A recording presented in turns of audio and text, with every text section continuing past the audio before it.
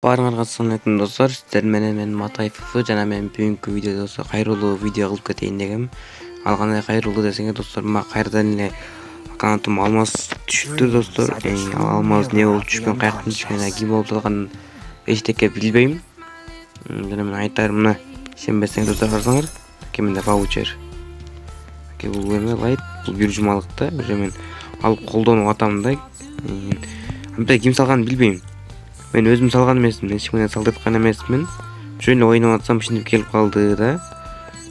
Ким салганын билбейм, ушу ким салып калса да кайрылуу жасап атам. Рахмат, родной. Ушу ким салып атса айтып койгулачы, мен салып атам депчи.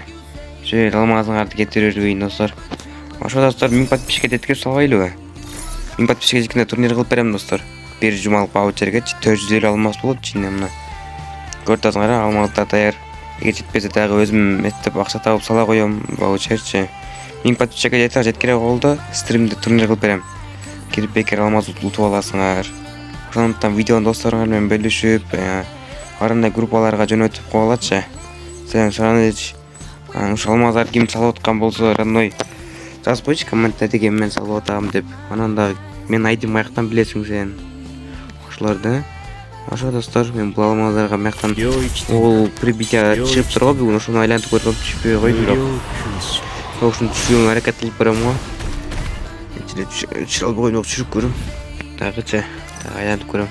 Дагы мыяктан алмаз алам да. Ушул ваучерди бирөө салып атабы подписчиктеримден, же адашып эле которуп алып атабы, же бирөө атайын кылып атабы билбейм достор. Ошо ким салып атса да айтып койгулачы. Достор, бүгүнкү видеом ушундай эле кайрылуу болчу. Кийинки видеодо көрүшкөнчө жакшы калгыла.